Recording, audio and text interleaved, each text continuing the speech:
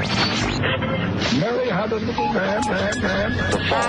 We believe that all men are created equal. To the magnificent mosaic that is America. From radio beacon to radio beacon. I have a dream today.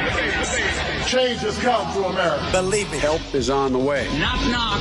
Who's there? It's a figment of your imagination. Randi Rhodes Show. Turn up your mind. It's Friday, you bastards. Hey, y'all, I know it's not exactly breaking news to say that Kanye West has been on one lately, but who-wee's taking it up a notch or two, huh? He's been going on all these right-wing podcasts. Today it was Alex Jones, and the context is always the podcast host is like, now here's a man who's been demonized and vilified by the woke left, and now we're going to hear his side of the story. And then Kanye's like, thanks. You know who's great? Hitler. Love me some Hitler, man. Hitler. And Alex Jones is like, Jesus Christ, dude. When you have Alex Jones pushing back against your batshittery, you need to reevaluate some things, okay? Kanye went on this whole tear about how he thinks it's ridiculous you're not allowed to acknowledge anything positive about Hitler. And it's like, yeah, man, some supersedes other okay? E.g., if a guy murders millions of innocent people, that's going to be the headline. I don't give a how much he loves his dog or whatever. It's not complicated. It's so wild to me how difficult it apparently is for some people to not praise Hitler, because, like, that's pretty much the easiest part of my whole life, not praising Hitler. I put zero energy toward that. It's not something that I'm afraid I'm going to slip up and do. You know, I've never woken up the morning after getting blackout drunk and been like, oh, God, I didn't deny the Holocaust last night, did I? It's just not a problem for me, you know? People still make excuses for him, like, oh, he lost his mom, mental health issues. I lost my dad 10 years ago. You know what it did? It made me drink too much before bed for a little while. You know what it didn't do? Make me believe that Zionists run the media. That'd be a weird way to process grief. Also, in my opinion, there's some for which there just is no excuse. And personally, I would put defending Nazis and hating Jews firmly in that category. Okay? Another lesser aspect of this that annoys me is that now right-wing lunatics are going to have an artist with a legitimate body of work they can point to as being on their side. That really sucks. I've enjoyed it for years. It's been hilarious to me watching them pretend with a straight face like Kevin Sorbo and Gina Carano are master thespians. But now at the next QAnon con, instead of having to play Lee Greenwood and pro-Trump white rappers on a loop, they've got some actual bangers they can plug in now. Thanks a lot, Kanye. But it feels like even big right-wing isn't down with how far Kanye's taking it now. But you know, if they could get him behind closed doors, they would be like, all right, listen, we love where your head's at. We just got to massage the messaging a little bit. Okay, it's not what you're saying, it's how you're saying it. You just got to code this stuff a little better, all right? A little less Hitler, a little more globalist, okay? If you're going to bring up the Holocaust, compare it to vaccine mandates. Just little stuff like that. We can get you where you need to be. You know what I'm saying? Because Kanye's just explicitly stating that they've tacitly endorsed for years, so they can all kiss my ass, all right? To me, it's pretty simple. Choose love, Hitler sucks. And if that's difficult for you, I don't really know what else to say. Love y'all. Love you. Trey Crowder. Trey Crowder.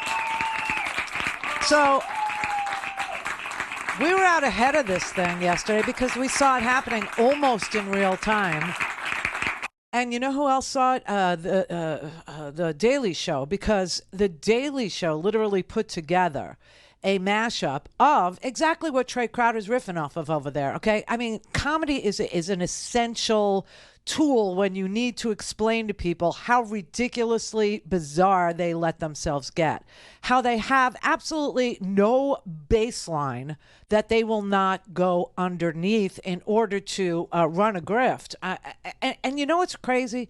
You know what's really crazy? Fox News, Alex Jones, they all do this anti-Semitic stuff, but Trey's actually, showing you exactly what the comedic, relief that you need is. And that is that Fox News does it too. And they do it by saying, white birth rate is down and women have to get married early and you're being replaced and there's an invasion at the border, an invasion where people come here trying to seek asylum from, literal death and government that doesn't exist for them so that their children end up dead and murdered in the streets, and they're trying to take their kids and get the hell out of there. And that's an invasion to the right wing. And then Alex Jones sits there and calls everybody globalists. And the code is George Soros, right? George Soros. That's code for Jew, right? But Kanye just decided that he was going to troll the whole freaking world. And that's what he's been doing. That's what him and this white supremacist Catholic, promoter, Nick Fuentes, are doing. That's why Kanye went to the White House, or not to the White House, to Magalocco, the former White House, okay, the summer White House for the former president of the United States, which is just so bizarre to have to say that Donald Trump was the president of the United States. Is just still so unbelievable. But so they went down to Magalocco, right, to ask Donald Trump. This is what Kanye asked him. Don't forget this, to be Kanye's vice president, right? Remember that. Kanye West went down to Magalocco to troll Donald Trump. And Fuentes, who's done with Donald Trump now. I mean, he's done, because what his idea for Donald Trump was that we elect Donald Trump one more time, and then Donald Trump doesn't have any more elections. And this would usher in his, Catholic ideology of fascism that he, promotes and spreads all over his stupid channels there, right? So when that didn't work, he's now thrown in with Kanye. And they went to Magalocco to troll Donald Trump. And they did, and they were successful at it. And now they're going and trolling Alex Jones. And when Alex Jones is the sensible one, oh my God. When Alex Jones is the voice of reason in the room, they've gone so freaking bat crap. That there is no coming back from this. And now Elon Musk, okay, had to pull Kanye's Twitter feed. He had to, suspend his Twitter account, because Kanye decided last night that he was going to double down on this anti-Semitic, thing that he's doing. And he's going to tweet a swastika inside of the Star of David. I have no idea what the message there is, but he tweeted that. And for some strange reason, Elon responded to it and, took his Twitter account and suspended it. So there is a possibility that you could do something other than insult Elon and get pulled off Twitter. What's interesting, though, is that Andrew Anglin, who I believe there's a bench warrant out for his arrest, is a neo-Nazi and was booted off Twitter, 10 years ago, almost in 2013? Apparently, and I don't know if this is real. I see it, but I don't know what the hell, right? It's Twitter. But it looks like Andrew Anglin, the Daily Stormer guy, the guy who is, a judge in Montana, ordered his arrest. Okay, the guy who founded the Daily Stormer has just been reinstated on Twitter. So what is it, 6 or 1/2 of the other? You have to boot one anti-Semite, or you add another one to balance it out. I mean, I don't know what the hell is going on, but they're turning that thing into a giant dumpster, a giant flaming dumpster fire of abject hatred. I mean, it's just pure hatred. And, the idea that, listen, I personally thought, this is what I thought, when Elon declared war against Tim Cook at Apple, I was like, hey, let's sit back, relax, and watch the show. Let's just see what. Well, Tim Cook actually took a meeting, according to those two, that with Elon, and told Elon Musk, no, I'm not even considering taking Twitter out of the Apple App Store, so back the F off. Well, when Elon started with Tim Cook, I thought, hey, this will be fun to watch these two set themselves on fire. But I also thought Elon was doing it because he wanted Apple to buy it, because he doesn't want it. He doesn't know what he's doing with it. He just fired everybody so he didn't have to pay them. There's no moderation. There's no security on Twitter at all. People are wigged out about it. And so I thought, maybe that's what he was doing.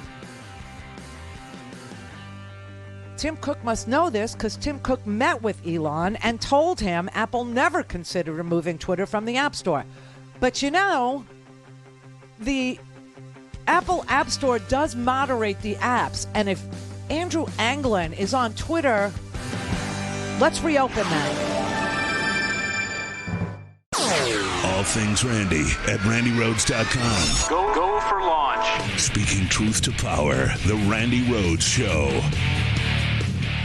You know, what's interesting to me is that before Musk bought Twitter, I don't recall hearing anyone from the Biden administration or the Washington establishment or the EU complaining about how dangerous Twitter is or how it poses a threat to our democracy, which really just shows they don't care about free speech. They don't care about democracy. The reason why they're so concerned, they're so afraid and upset right now is because they no longer can control Twitter. They can no longer use this platform as their propaganda arm to silence voices they don't like and to push out the narratives that they want to push out. Who is they, Tulsi? You know, she see, this is one example of the hard radical left that has gone so far to the left that they're on the right now, right? They're on the right. And she's sitting there auditioning, obviously, for Fox News for her own show. You know, she's already filled in for some of these right-wing lunatic fringy people that are part of, Fox's, Day of Hate that starts each and every morning at like 5 a.m., right? And so what she's saying there is an absolute piece of dung. I mean, it's just garbagey because she's sitting there saying, oh, they never worried. I don't know who they are. They never worried about Twitter until Musk bought it. That's because when Musk bought it, he fired everyone who's in content moderation. He fired everyone who would deal with customers. He fired everyone that works on safety and security at Twitter. And now he's the one that's making all the decisions about what he likes and wants to see on Twitter and what he doesn't like and doesn't want to see on Twitter. And that is not free speech. That is fascism. That is one guy calling all the shots for a platform that has multiple millions of people who use it to talk to each other, to organize, to promote voting, to do all kinds of things. And I have to tell you, once Elon, fired everybody, there's now empirical data that clearly shows that before he bought Twitter, the slurs, this is crazy, because here's where it was. Here's where it was. Slurs against Black Americans on Twitter averaged pre-Elon 1,282 times a day. Slurs against Black Americans happened on Twitter 1,282 times a day. After Elon, it's now 3,876 slurs towards Black Americans a day. Slurs against gay men.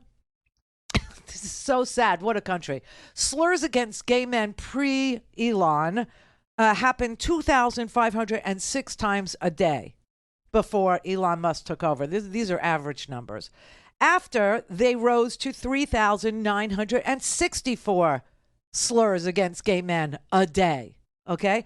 And anti-Semitic posts referring to Jews or Judaism went up 61% in the 2 weeks after Elon Musk bought Twitter. These findings, just so you know, come from the Center for Countering Digital Hate and the Anti-Defamation League and other groups that monitor online platforms for hate. And I will tell you that this is so amazing, but I guess it was 2 days ago, the Department of Homeland Security had to issue a National Terrorism Advisory Bulletin. I'll just read it. Quote, "Our homeland continues to face a heightened threat environment, as we have seen tragically in recent acts of targeted violence, and is driven by violent extremists seeking to further a political or social goal or act on a grievance. To keep America safe, the Department of Homeland Security is committed to working with partners across every level of government, in the private sector, and in local communities by sharing information, equipping communities with training and resources, and providing millions of dollars in grant funding for security enhancement and prevention. Lone offenders and small groups motivated by a range of ideological beliefs and or personal grievances continue to pose a persistent threat and lethal threat to the homeland. In the coming months, DHS expects the threat environment to remain heightened and threat actors could exploit several upcoming events to justify or commit acts of violence.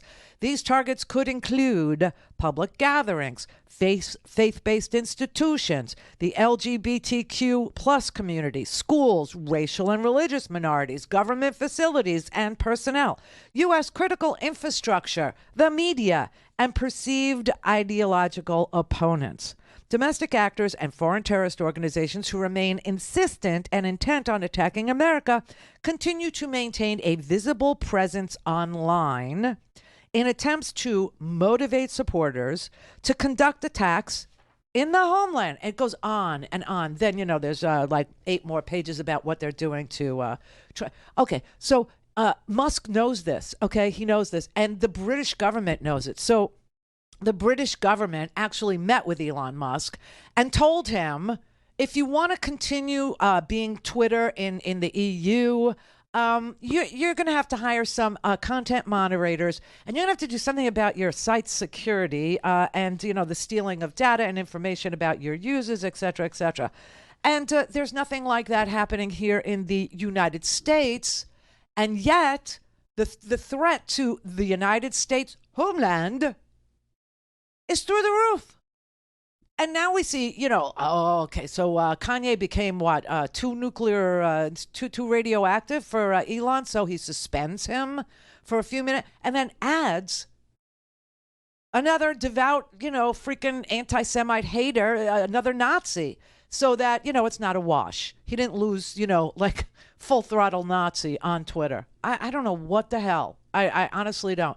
But, This guy that inherited great wealth from an emerald mine in South Africa and never really earned anything and surrounded himself with like the world's best and brightest engineers and takes credit for their work, a la Tesla, a la SpaceX, is now running a platform that DHS is worried about could actually increase the amount, because it's America, the amount of violence in this country. It's not disrupting, the beautiful, placid, tranquil United States of America. It's not about, this guy came along and now this peaceful tranquility of America and American life is going to be disrupted by him. No, it's adding to the already bloody freaking landscape that is America by promoting and allowing people to organize hate groups on his freaking platform for profit. This is where we are. This is what America's become. This is how we roll now. I like Hitler. I mean, you know that Alex Jones show that went on for hours. You know that, right? Hours and hours of sitting there going, no, I like Hitler. The most Nazi-like activities I've seen, and the Nazis, in my view, were thugs that shook people down and a lot of really bad things. But they did good things, too. We're going to stop dissing the Nazis all the time. I like that. Okay. Because it wasn't coded by, the words George Soros or globalists. Right? It wasn't coded properly, and it wasn't buried deep enough for Alex, so he had to object. What?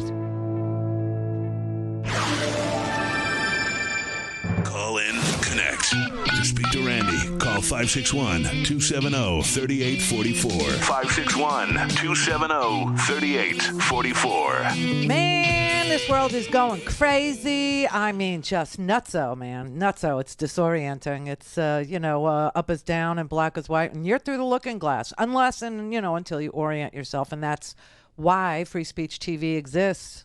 That's why we exist. Independent media exists to help you know not the difference between right and wrong, but the difference between lies and truth. Then you can decide what's right for you. And that's all that matters to us. What's right for you and your ability to make an informed, intelligent decision about that, right? So this is our winter pledge drive. I'm going to make it real quick here today. Everything you do is matched by $50,000 of Frontline Funder money. So when you donate, we will match your donation dollar for dollar. All you need to do is visit us at freespeech.org, freespeech.org, or dial us at 877-378-8669, or go ahead and text the letters FSTV to 44321, and we'll send you a secure link, and you can make your donation that way. And just remember, $1 becomes $2. It's just basically that simple. So thank you very much. Adam in L.A. Yes, hi, Randy. Hi, Adam. Happy Friday. Happy Friday, you bastard. Makes me miss Bounce Your Bleeps. I don't know if I can say it, but I do miss that. Yeah, I miss it too. I mean, I guess I could play it, but she passed away. You know that, right? Oh, no, I didn't. Yeah, Rusty Warren is the singer there, and she passed away. So. Got it. Yeah. I just wanted to talk about this op-ed that Newt Gingrich wrote about Biden, comparing him to Eisenhower and Reagan. And basically he said, the road to hell is paved with dead bodies of people that underestimate Joe Biden. And the Republican Party is, and I think a lot of the Democrats as well have been underestimating this guy. When during the midterm miracle, that's what I call it now. There was a bunch of Democrats out there just going, I don't know if I want Biden campaigning with me. Excuse me, there's a siren here. Yeah, here. And they're absolutely wrong. I mean, this guy, what he inherited, okay, an economy that was absolutely wrecked, a pandemic, and look where we're at now. And it's I not can say just the same that. thing for Obama. I mean, you're right about this, and you're also right about the fact that in spite of having a 5-seat majority in the House and an equally divided Senate, the amount of legislation that this guy got passed, I mean, just through sheer force of will and through, relationships that he had already, as being somebody whose word meant something, as being somebody, if you shook his hand, you had a deal. Do you know what I'm saying? I mean, like everything from the Inflation Reduction Act to the American Recovery Act to the CHIPS Act to the PACT Act for the veterans. I mean, it's astonishing how much got done with like 5 seats. Being in the majority with 5 seats. I mean, it is wondrous. It is a miracle. And I understand that, people like Tulsi Gabbard, there's people, that are in, supposedly they're on the left, okay? Supposedly they're progressives. They're not.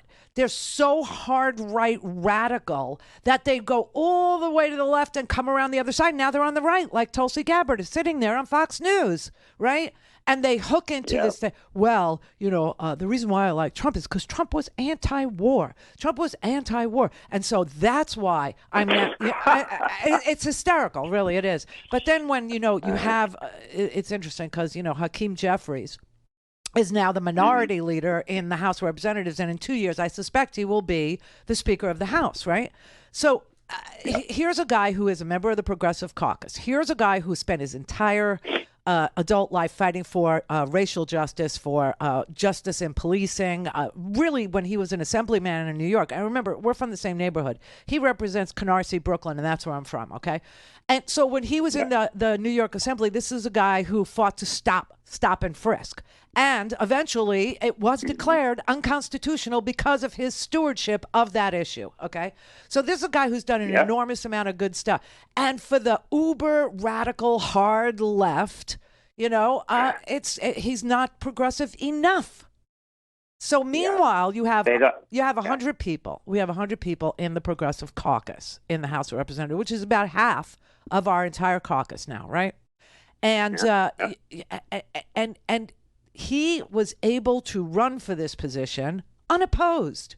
Mm-hmm. So how are they finding him somehow not suitable? Why didn't anybody run against him if he was not suitable? I heard that caller yesterday pull that. Yeah. Pelosi, or he's going to do, Yeah. Don't let perfection get in the way of progress. Right. I mean, and that's, I think, Biden's philosophy. That's what he did with this strike deal here. So I've been tweeting, I guess, back and forth with David Dion, who writes for the American Prospect, and he had said that there was an executive order that was issued by Barack Obama in 2015 that allowed for sick days to be given to employees whose bosses, whose companies are federal contractors, right? But that there was an exception written in there for rail workers. Now, I tried to read this EO. It's very parsed. It's very legalistic. I asked David to please show me the language where the rail workers were exempted. However, if that's the case, then all he needed to do was shepherd this bill through the House and the Senate to avert the strike, right, to the detriment of every American. And then he can go on and amend, because if it's an EO, if it's an executive order, he can amend it and give them their sick days. Yeah, he's a skilled legislator and politician. Yeah. People, you don't like the way he talks. They think he walks funny, whatever. I know. This guy amazes me. I mean, and then the race. I did have another topic, but I don't know if you have time for it. But the racism in the Republican Party. For you, I have all day. Are you kidding me? Thank you, Randy. No, hurry up. No, okay. Yeah, sorry. No, the racism in the Republican Party. I'm going to quote another Republican here who I can't stand, but George Bush used to say, there's no distinction between the terrorists and those who countries harbor that harbor them. Yeah. And I don't know if people have racism in their heart. I can't say that for sure in the Republican Party. They're taught that. But I think but if you're swimming in those channels and using it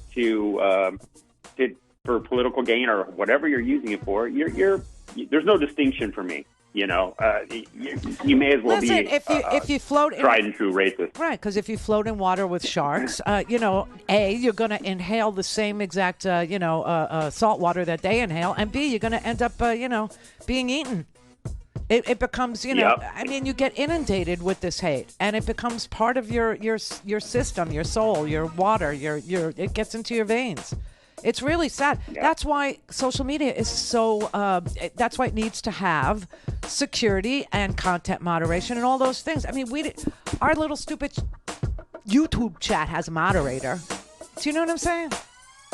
And it's tiny, it's itty bit. You're talking about, serious crap. It's the Randi Rhodes Show. To speak with Randi, dial 561-270-3844. That's 561-270-3844. If you had forgotten what I said the last time, it's okay, because you just have to wait a minute. He reminds you every time he opens his mouth. I mean, every day. Every day he comes up with something. Every day. Since the last time I was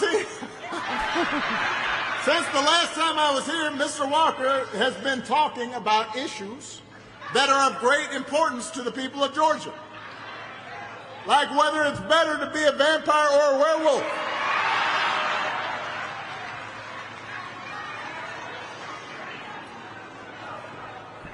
This is a debate that I must confess I once had myself. When I was 7. Then I grew up.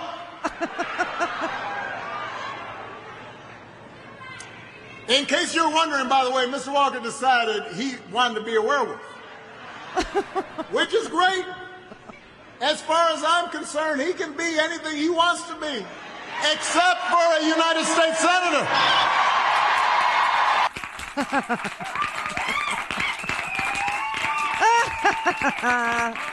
Yeah, that was Obama trolling Herschel last night, and it was really, really good. He just read him out, every time he opens his mouth. Oh, and this was a great little pass, too. Here, I'll play you this little clip, just this last one.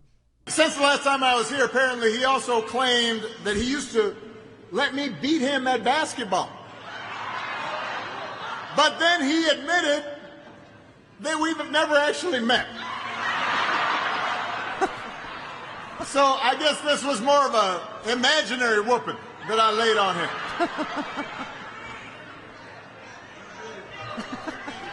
Now, listen, this would be funny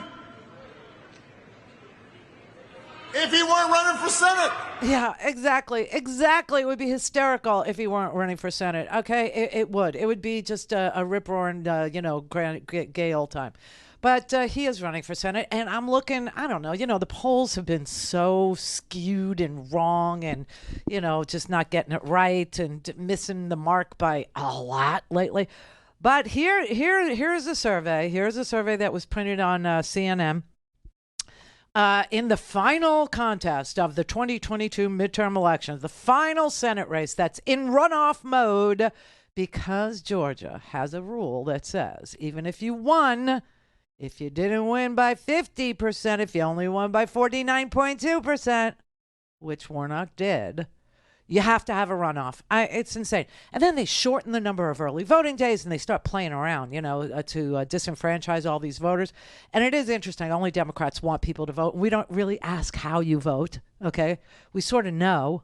If you're an old, pasty white man from Georgia, we know you're voting for Herschel, even though he's repugnant and a liar and a cheat and a slime ball who... there's another woman today.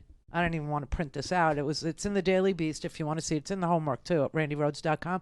There's another woman today who goes through her entire relationship with him, and there's photos of the two of them together through the years, okay? It's not, it's not unsupported by documentation that she was Herschel Walker's gal pal for years and years. And she said he was violent. He was terrifying.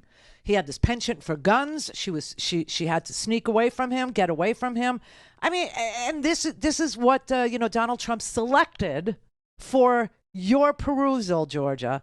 This is Donald Trump's parting gift to America is these candidates. The Doug Mastrianos. Oh, yeah, you forgot about that already, didn't you? The Dr. Oz's, the Mark Finchams, the Carrie Lakes, the freaking Herschel Walkers.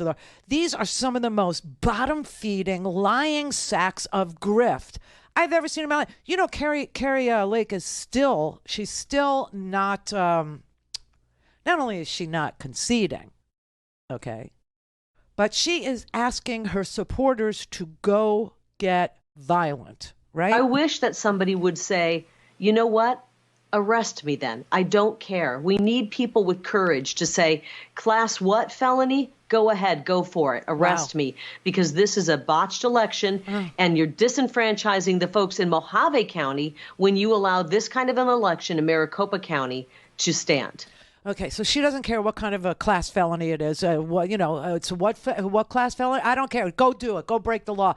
Go be violent. Go commit felonious, violent crime. I mean, it's breathtaking.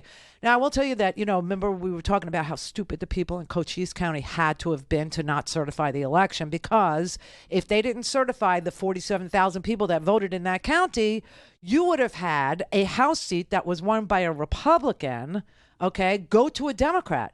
Because without the 47,000 counting, certified votes in this very, very staunchly Republican county called Cochise, the Democrat would have prevailed, and the Democrat would have taken the seat in the House of Representatives, right? And also, your state school superintendent would have then gone from a Republican elected to a Democrat. So I was saying, stupid is as stupid does. Let's see what they do. So they certified the election. Yeah, it's done.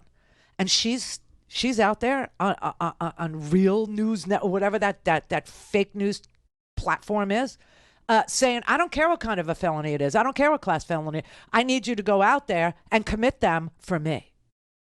These are the people Donald Trump picked for you. Why did he pick this kind of a person? Why did he pick the lowest of the lowest common denominator? Why did he pick people that are either dumb as a rock or people that are super uber loyal to him? Well, I think I've just answered the question in the last description of who he picked. This man is a man who is going to jail. You understand that Donald Trump is going to jail. And I'm never going to give up on Donald Trump not just being indicted. He will be indicted, and pretty soon, too. but that he will then be on trial and he will be viewed by a jury. The evidence against him on, I'm going to guess it's going to be a giant RICO Act violation. I'm going to guess it's going to take into account everything from the stolen documents that he stole from the White House, saying out loud, these are mine. They're mine, right? And you have to prove intent. And he's handing it to them on a silver platter, which is why you hear all the legal minds in this country go, well, that's a very well-developed case. That's legalese for, oh, my God, he confessed, right? So he's going to be indicted at least for that. And then you got the January 6th, right? And by the way, yesterday, the 11th Circuit Court of Appeals overruled this very loyal, loyalist Trump MAGA judge that Donald Trump's hand-selected, not only to hear the case, but put on the court in the first place, this Aileen Cannon. Remember her? And every legal scholar in this country said she's a hack. She's in the tank for Trump. There's no law that she can rely on to say that you need a special master to review any of these documents. Remember her? Well, the 11th Circuit Court, which is very conservative. In fact, two of the judges there are three judges who heard this case, okay, on the 11th Circuit. And it's random. You know, when you go to the circuit courts, when you go to the courts of appeals, it's a random pick and you get who you get, right? It's kind of like a bingo, you know, where they just spin the little, fishnet thing and whatever falls out.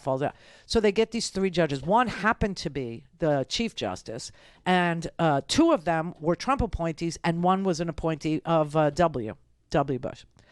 All three of them, per curiam, that means it's a unanimous decision, all agreed that Aileen Cannon had no law and no facts that she could possibly rely on that gave her the jurisdiction to make this decision, right? Now, what does that mean? Well, it means that Donald Trump went judge shopping and picked her, and she was not eligible to even hear the case. So they dismissed the whole freaking thing. So now Raymond Dearie, remember him? He was the guy from Brooklyn, the ex-judge that was chosen by the court to be the special master. They sent him home. And he returned the documents, and that's it. It's done. It's closed. There is no special master. And so now the special counsel, okay, who we were, I'm still reserving judgment on how fast this guy can, he actually signed off on the arguments that were made at the 11th Circuit, right? Jack, whose real name is John Smith, but he calls himself Jack, just like JFK was also Jack Kennedy. They called him John. Anyway, he signed off on the argument saying, go ahead, go to the 11th Circuit with this. I'm telling you, as the special counsel appointed, this is great. Do it. They did, and they prevailed. The other case is the January 6th, the incitement to violence, the insurrection, the seditious conspiracy case, which in and of itself is a conspiracy case, which makes it, for me, a RICO violation.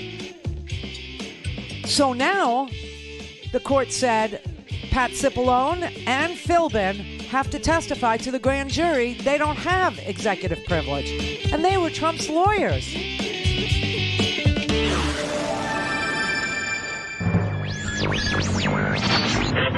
Mary had a little lamb.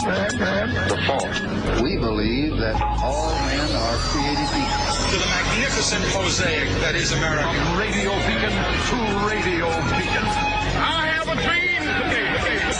Change has come to America. Believe me. Help is on the way. Knock, knock. Who's there? It's a figment of your imagination. Randi Rhodes Show. Turn up your mind.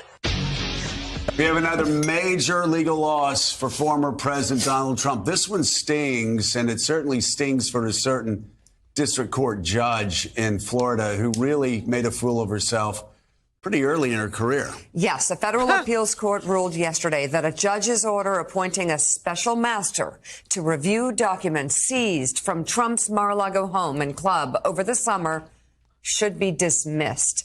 The ruling made by a three-judge panel of the 11th Circuit Court of Appeals lifts earlier restrictions on the Justice Department's examination of classified documents and other records and allows investigators to proceed with the probe more quickly. We all were surprised by that decision, And now here we That's are. an insane decision. The panel stated that U.S. District Judge Aileen Cannon's order to appoint a special master and prevent the government from using the trove of documents that were retrieved with a search warrant from Mar-a-Lago on August 8th was incorrect.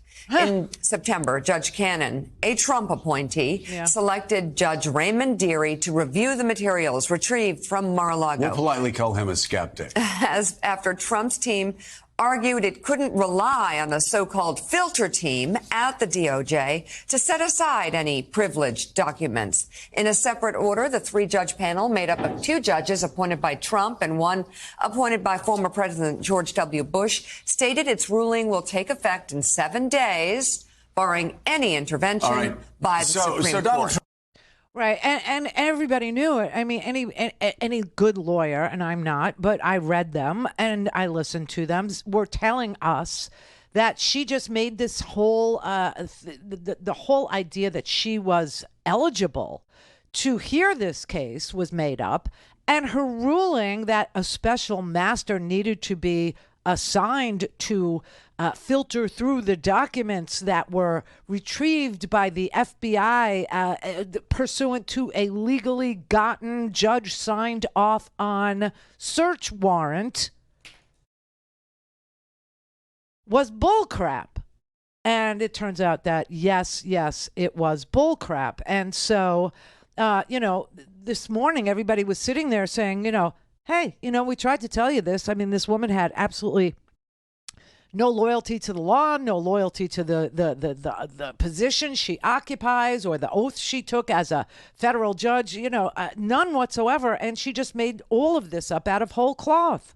This was obvious from the beginning, from jurists, from legal scholars on the left and the right, that this woman was being a hack. She was being a political hack for Donald Trump. She was making a fool of herself. She had no basis in law for anything that she was doing. Right. And what a validation. The bigger story here is, once again, the rule of law holds in the United States of America. What a validation that you have the 11th Circuit, which is a very conservative circuit, but also no nonsense. They're all conservative and they shut her down again. The Supreme Court will as well. Hey, he doesn't have a snowball's chance in the Supreme Court. Yeah, and he's lost all his personal cases in the Supreme Court, essentially.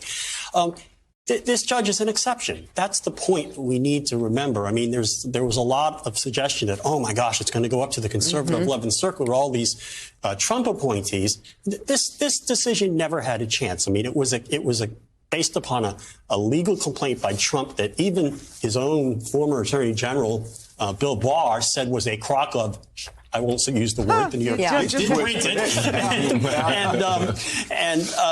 Her decision was just even worse because it went even farther than Trump did. And what's great, I mean, you mentioned that the two of the Court of Appeals judges on this panel were appointed by Trump. The first one is a great judge from Alabama, appointed by George W. Bush, Bill Pryor, who is actually one of the names that Trump floated during the 2016 campaign as from the list that he was going to choose from.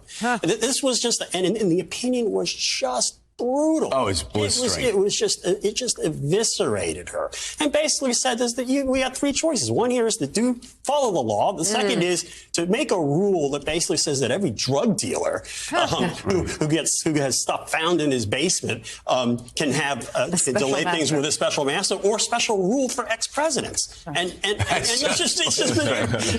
was the end of it. And that was the end of it. It was all made up out of whole cloth. And, those people that looked at her opinion and looked at her jurisdiction, meaning that she was hearing this case in the first place, they were all appalled. They were shocked. They were sickened by this hack inserting herself, and that Donald Trump had gone judge shopping. And remember, I was telling you, that his hero is Roy Cohn, which some of you already knew. But that Roy Cohn said, it doesn't matter what the crime is, it matters who the judge is. And that Donald Trump had learned that lesson, like full stop, embedded into his brain, and went judge shopping because he was the president of the United States. And not only is he picking like Herschel Walker types to be senators, but he's picking Eileen Cannon types to be federal judges. He's picking, Kavanaugh to sit on the Supreme Court. He's picking, Amy COVID Barrett to sit on the Supreme Court. And what do? They literally, run wild. They go crazy. They take away rights that every American has relied on for the last 50 years. And they say, well, we don't care about precedent. We don't care about, 70% of America wants to leave Roe alone. We don't care that 98% of America wants background checks on guns. We're going to do what we want to do because now we can. And when it comes to Trump, they're like, we're done. We're done. He's so stupid. We used him and we got where we needed to go. And Bill Barr helped us get there as the Attorney General of the United States. And Don McGahn as the, White House counsel. He gave the list from Leonard Leo to Donald Trump and said, you will use this list. You will pick off this list. That's all we want from you. And Donald Trump did it. He did it. And now we're stuck with a judiciary full of guys and women who are at the level of a Herschel Walker, who are at the level of a Carrie Lake. It's the law. It's legal. It's, federal judgeships and stuff. And so it's sort of, intimidating. Because the way that they write and the way that they, review things is unknown to, laymen. It's not known to non-lawyers because we're not familiar with precedent and statute and citations and, everything else that goes. So I rely on, the people who are, and they were all saying, this woman, the nerve of her. But now they're saying, there's no chance, obviously Donald Trump can, just like any citizen can, appeal any ruling up to the Supreme Court, right? You can go level by level until you get to the Supreme Court. And because he is who he is, he, did make it to the 11th Circuit Court of Appeals, which is just one step below the Supreme. And he could appeal it, and the next stop would be the Supreme. But everybody is warning him that they won't even touch it. They won't take it. They won't look at it. They will not hear it. It will go nowhere because they know they're done with him. They know they owe him nothing. They feel like they owe him nothing. They used him to get where they needed to be, to embed themselves into our government, to represent the opinions of Opus Dei, which is what Nick Fuentes is, right? And so even though Nick Fuentes is the spit on the belly of the snake, meaning he's the lowest of the representation for this kind of thinking that you could possibly turn to if you wanted to understand it, and they're the most elite of that crowd, and they're difficult to understand, even though you can see that they're all about Catholicism and they're all about imposing, their view of the religious world, their interpretation by virtue of their religious, posture on all of us. If you look at both extremes, the lowest of the low, Nick Fuentes, to the highest of the high, the Clarence Thomases, right? Or the Kavanaughs or the Amy Coney Barretts, you're going to find the same thing. They're all about taking away rights. They're all about limiting the choices that Americans have come to believe they have in their lives, over their persons, over their place, over their things. They want to take that away. They're not all about that. They're not freedom lovers. Speaking truth to power, the Randi Rhodes Show. In case you missed it yesterday, okay, I just want to show you that this is a religious sort of a coup, okay? There is no question, and it's easier to understand when you listen to plain-speaking 24-year-old snot-nosed rags who occupy platforms on the internets than it is to read Supreme Court decisions taking away a woman's right to privacy in her own person, right? One is, takes a little effort and time and thought and attention, and, you have to drill down, you have to stay with it, you have to, try and find some time to concentrate on the issue at hand and understand the legalese.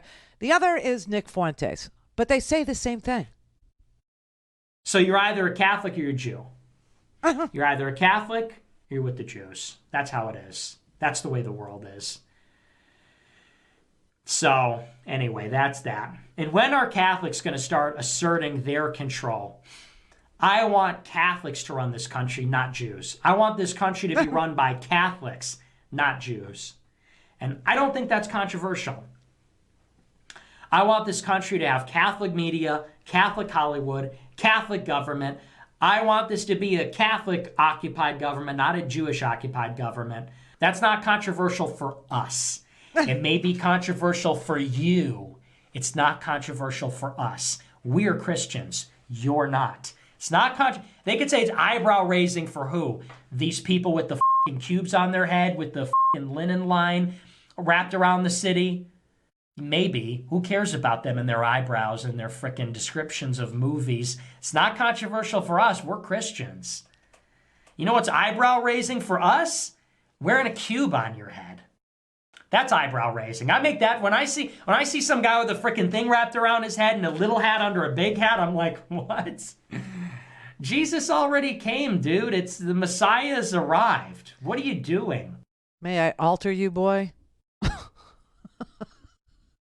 So he's very, I'll just say plain spoken in his hatred, okay, for anything other than Catholicism. He's totally transparent about his hatred of every single solitary other religious or way of living other than his own, other than his specific lust for Catholicism to take root across this nation in all its institutions, in every nook and cranny of your life. That's why they're anti-contraception. That's why they're anti-Jewish. That's why they're anti-everything. Anything and everything. Baptists, evangelical, Southern Baptist. They're not about it. They're all about this Opus Dei kind of Catholicism. That is their thing. That is their wheelhouse. That is their niche. And the Supreme Court is there too, just so you know. And listening to him explain it to you is much easier for me to show it to you than it is for me to say, go read the decision on Roe. Because I know you'll never do that, but I know you just sat there and watched that. You watched him say this hateful thing, that he wants to be an altered boy or some such crap, that he wants everybody with an arched back and bended knee. This is what he wants. It's real sick stuff. It's real twisted, but that's who Leonard Leo is. That's what Carrie, what's her name? Severino, the Severinos. That is exactly what the Federalist Society is about. It's about Opus Dei Catholicism. It is what it is. It is what it is. So in this way, he's a useful tool, but he's a tool. Telling you exactly what his view of a perfect America is, what real America ought to sound like, look like, be like, right?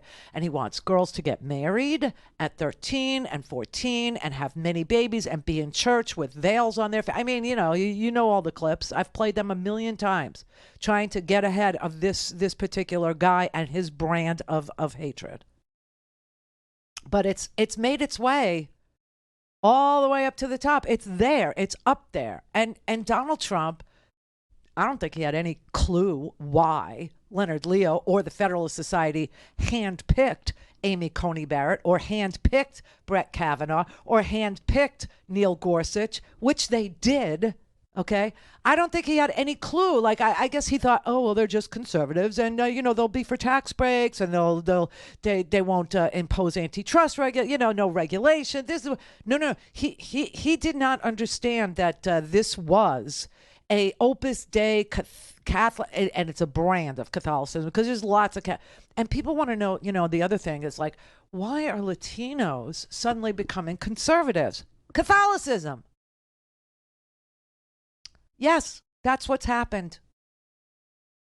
That's why. I mean, when you look at Central America and places like Honduras, Nicaragua, even Costa Rica, my beloved Costa Rica, most people there are Catholics. They are. But they don't practice this. They don't want to impose their views on other people. They're not of that particular mind or thought process. They're a live and let live kind of a society. But not here. No, not here. Here it's doctrinal. Here it's going to be embedded in the law. Here it's going to be embedded in your uterus. Here it's going to be embedded in your pharmacy. Here they want it embedded in your 13-year-olds. Here they want it embedded in, your bedroom, right? I mean, they have this idea that, sodomy laws should go back on the books. They have this idea that contraception should be banned. They have this idea that sex between non-married people is punishable under law. This is the goal. This is where they're pushing this country. This is where they hope and dream and pray that this country will go. And it's really, really hateful. It's really, really fascist, because there's no choice involved at all. There's no decision making on your part that's allowed or encouraged or wanted. That is the problem here. That is what's going on here. And the only, whenever you get lemons, you have to make lemonade. So the only good news in this racist hatred that goes on out of the mouths of the Bannons of the world. Bannon is one of them too, Bannon is one of these uber spread his brand of, religious Catholicism. That's why he sits there with that, Orthodox cross behind him. I mean, they're showing you everything. And Nick Fuentes is telling you everything. So I would suggest that, while we look down our noses at miscreants like that, and while we shun them, and why we say that there's no room in America for him to be going to visit a former president of the United States without, the GOP standing up and loudly slamming that, which they don't. You need to understand what it is and what is going on and why there's an audience for it. And it's not just the bottom feeders. It's not just him, and it's not just the Bannons, and it's not just the Getter, and it's not just the Rumble, and it's not just, whatever, Real America's News or any of those channels, seem to be. It's real, and it's invasive and pervasive.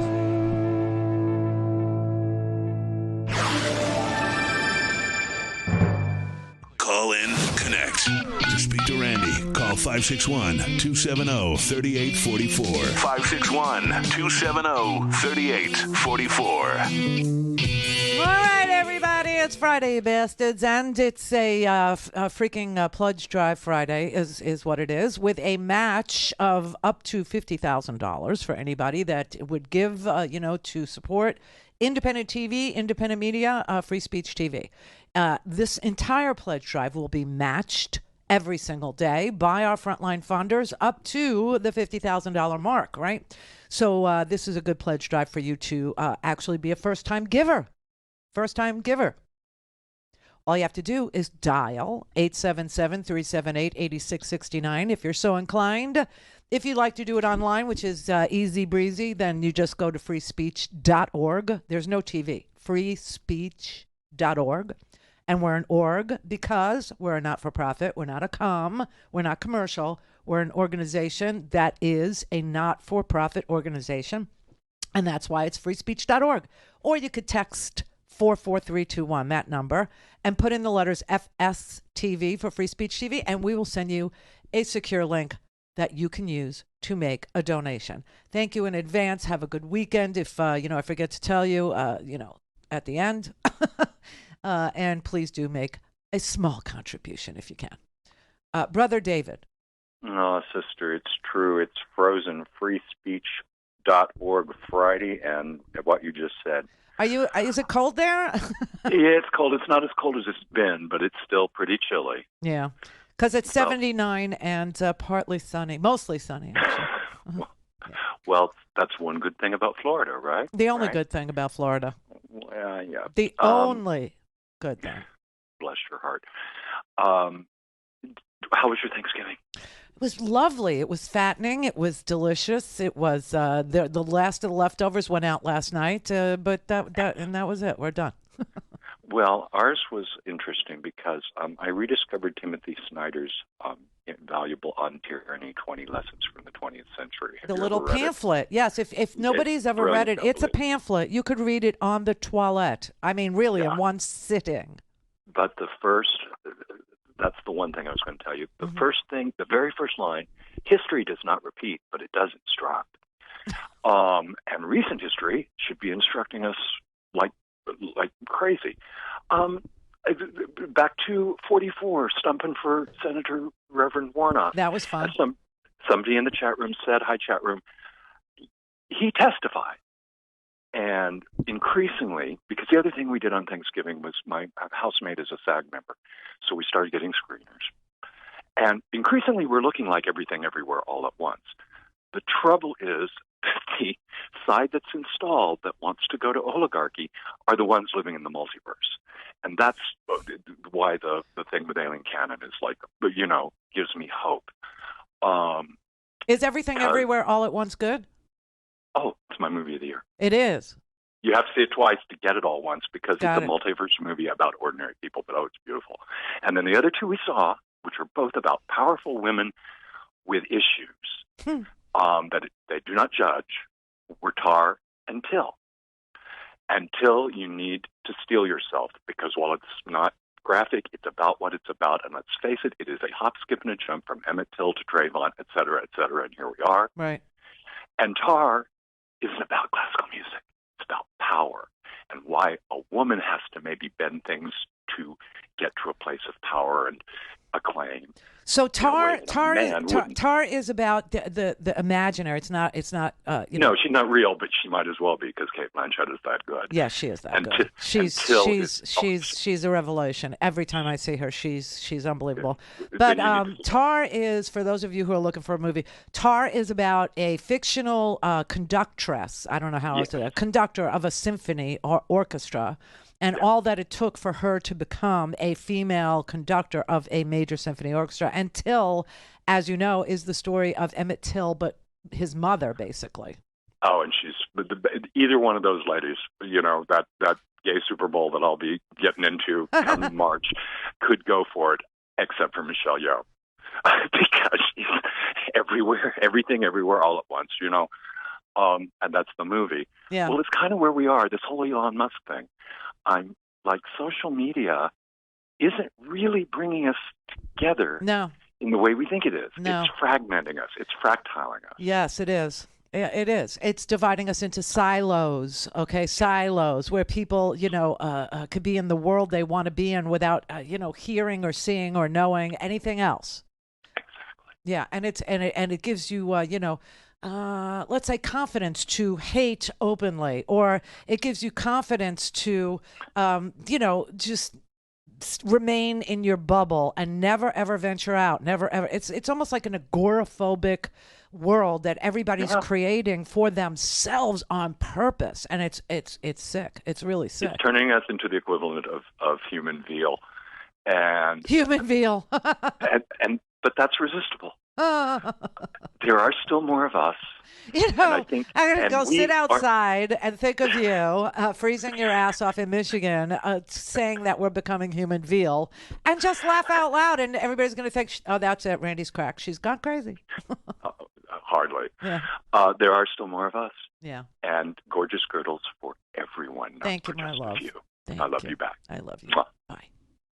Just to piggyback on something brother just said, it's so true about social media. And just for the simple fact that I've had friends that I've read the despicable things they think only on social media. They talk and act in such a brave way that they would never do if I was hanging out with them, go to get a drink with them, watch a game with them. They'd never act like that. So I wouldn't know they had the predilection, right? But then they jump on social media, they get so brave, and now I'm deleting people and making mental notes. Okay, now I know where all these people stand on all these terrible issues, and he's completely right about that. Yeah, but see, what happens is people actually start blocking people, right? They start deleting. I definitely do. Right, I don't. So people block people or they delete people or whatever because they can never admit they're wrong. I mean, I just had a conversation with, David Dyan, right? I was just telling you at the beginning of the show, and I've been following up, during the breaks with him, and he's right and I was incorrect. I was wrong. So I thanked him, for setting me straight. I thanked him. I said, you know what? I just looked up what you said, and you're right, and I'm wrong, and thank you so much.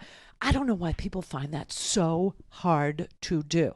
The mean tweet, the blocking, the censoring, the removal of people that disagree with you from your life, or the removal of new information when it replaces old information, or when it replaces incomplete or inaccurate information, is somehow it's an affront to your being. Well, I'll tell you what it is for me. It's just they adjust my mood immediately when I find out somebody that I know feels something like that. I was chilling, I was browsing, and now I'm affected. You're shocked.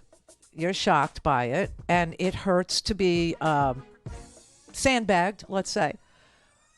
But don't block people because you disagree with them, or else you're building a world in which you will never know what's coming at you. That's why I don't block anybody. I don't, and there's so many. There's hundreds of thousands of people, and they all feel very free to express themselves to me. Some, elegantly, some just nasty, mean, right? It is what it is, but don't block. This is the Randi Rhodes Show. To speak with Randi, dial 561-270-3844. That's 561-270-3844. So it's not just the 11th Circuit that ruled that Aileen Cannon had absolutely no jurisdiction to appoint a special master, but it's also that the White House lawyers for Donald Trump, Cipollone and Philbin, they ordered them to testify to the January 6th grand jury. The other blow to Trump that I mentioned, right? The federal judge ordering Pat Cipollone, the Trump White House counsel, and his deputy, Patrick Philbin, to provide additional grand jury testimony in that criminal investigation. Executive privilege was obviously rejected. What does this tell you? Well, Trump has been up and down this road before. He's tried to have his lawyers invoke executive privilege. He's pressed them to do so. They're not really required to do so, but they did so out of sort of honoring their client's commitment. But it didn't work now. And that's what happened is the grand jury appealed their refusal to testify about certain areas. They're now going to have to open up and tell everything they know. Trump has no executive privilege. If he tries to appeal this, it's not going to go anywhere. He's already done this several times in D.C., and those courts are exhausted with his efforts to block testimony. And Ryan, just to be clear, these two attorneys have already testified. So what does it say to you that they're being called back? I do think that that means that the special counsel is putting together kind of final pieces. These are key witnesses who can tell the special counsel and the grand jury of direct communications with Trump. And we know that they have said that various parts of Trump's plan to overturn the January 6th election were illegal. The false slate of electors, they said was illegal. Trying to get Pence to not certify, they said was illegal. But we haven't heard them say what they told the president or President Trump at the time and what Trump's reaction was. That's going to be very valuable to the special counsel in putting together the final pieces of the case. It's unbelievable. And the special counsel is just like, woo, zipping through this. It's an amazing thing. Already under his belt, Jack Smith, already under his belt, he has, the 11th Circuit overturning Aileen Cannon and saying there is no special master needed, which now means that the documents that were at Magaloco that Donald Trump stole from you and me, he now has. They're turned over to him, and he can now use them as evidence in his case when he prosecutes Donald Trump for stealing those documents, right? The other thing that's really important here that Ryan Goodman, he's the NYU law professor that you heard there at the end, is telling you, is that, now the lawyers for Donald Trump, this is the phrase they didn't mention, but I would like to mention, that there's no executive privilege because he's not the executive anymore. That was a no-brainer. That was obvious to anybody that wanted to accept true and real things. But also there's a thing that I've been telling you about for years with Donald Trump called the crime fraud exception, meaning if you are invoking attorney-client privilege in furtherance of a crime or in furtherance of committing a fraud, especially on the United States, but it doesn't matter, there is no protection for that attorney. There is no client-attorney protection. There's no attorney-client protection. And so the court is finding that obviously we saw Pat Cipollone testify to the January 6th committee, who are meeting today to discuss whether or not to do a criminal referral. Not that it's needed. You don't have to refer anything to the Department of Justice in order for the Department of Justice to criminally investigate. They're already criminally investigating. That's why there's grand juries. Right? That's why there is a grand jury that is looking at the Magaloco documents case. That's why there's a grand jury looking at the January 6th insurrection. However, there are members of the House of Representatives. There are, I believe, 5 of them. Oh, I don't know, the pressure of a name. Let's say Andy Biggs. Let's say Paul Gosar. Let's say Mo Brooks. Okay? There are members of the House and members of the Senate, Josh Hawley, gave a fist pump, or I have no idea, but they may be facing a document called a criminal referral, and their names may be sent over to the DOJ. I don't know. I honestly don't know. But the idea that this happened in a vacuum at the White House without the help of, Mo Brooks, or without the help of Biggs, or without the help of Andy Clyde, who sat there and said, oh, it was a normal tourist. I played that for you yesterday. It's just so sickening. Is bizarre. It didn't happen that way. Okay, it was a conspiracy. So we'll see. But today they're meeting. The January 6th committee's work is just about done, and then we'll get a report. And it won't just be written. They have agreed, and I've heard them say, I've heard Zoe Lofgren say, and others, Jamie Raskin, etc., that they're going to do a multimedia presentation so that it's not just a load of papers like Mueller's report was, 648 pages, so that it isn't just sitting there on a shelf somewhere in D.C. where nobody ever reads it, right? Now, Ken Starr had a interesting, let's call it that, idea of how to release the special counsel's report. Remember Ken Starr, he issued a book, but it was porn. Anne Roquelaure, or Anne Rice for those of you who are real mega fans, never wrote porn that good. Okay, I take it back. She did. You never read that? I actually did read one of her books in high school, and I thought I was going to read like a cool story about vampires, and I was blushing half the time. Oh, Beauty's Revenge, The Reclaiming of Sleeping Beauty. Oh, these are just magnificent. Dramatic. Magnificent. She's a great writer, is what it is. And she gave it all up for Catholicism. Just saying. She did. But anyway, so there's lots of stuff, and we're not nearly done. But this man, this former president of the United States, Donald Trump. It's mind-bending. It's a mind-bending thing to wrap your brain around that he really was for 4 years, and we survived it, meaning the country is still a country. Democracy is still intact. It took a long time for, Barack Obama just fell.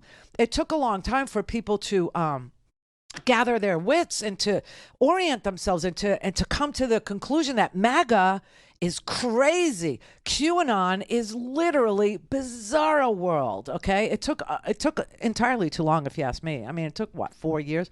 But I will say W took a long time, too. We had to live through 8 years, okay? W. The axis of evil and crazy times. It was really, and still we emerged intact. It's really quite a resilient experiment, America. However, I never want to get that close to the precipice of fascism ever again. And it ain't exactly over and done until these people are held accountable for what they did. Joseph in Houston. Hey, Randy. Hey, Joseph. Long time listener, first time calling. Ooh, thank you. You're welcome. Listen. You was talking about jumping off the edge a while back, And I would like to let you know that you single-handedly saved a lot of our lives with your broadcast. So the least that I can do is send you my check. And I even sent you a pair of honorary Joe Biden aviator shades. That was you? Continue to look cool. That was me. You got them. I got them. They're right here. Are you kidding me? They're right here. See? Oh, I'm on the radio. I can't see. Oh, I'm holding them up for the camera. Yes, I have them, and I've had them here in the gift box and everything, wondering who sent me them. They're so cool. Thank you. Oh, wow. It's the least I can do for you, lady. Because you have been, like I said, I want you to continue to look sharp, look good, and be sharp with those. Because Joe Biden, he's not a Tom Selleck-looking fella. I know. He had me laughing like heck when he was running up to them steps to that plane. I never get tired of laughing at that. Well, it was better than the one where you remember when Donald Trump had a piece of toilet paper on his shoe running up the steps. I mean, it's just it's a fun festival watching them on Air Force One, all of them, you know. But thank you, thank you for the music. Yeah. Thanks, Joseph. I appreciate you, darling. Me too. You. Thank you. Oh, they've been sitting here this whole time. I've been wondering, right? Who sent me them? See, now I could take them home. I left them here in case somebody ever claimed to see, when you send me really cool things, and you know, like the my Zelensky, I still don't know who sent me the Zelensky. You know, I mean, Brett bought me my Kamala and stuff, but thank you, Brett. My pleasure. But I really didn't know who sent me those aviators. Joseph in Houston, thank you. Hey, listen, everybody, have a great weekend, and please do contribute to free speech to the pledge drive. We get credit for your contribution for at least 15 more minutes, so thank you. Have a good one.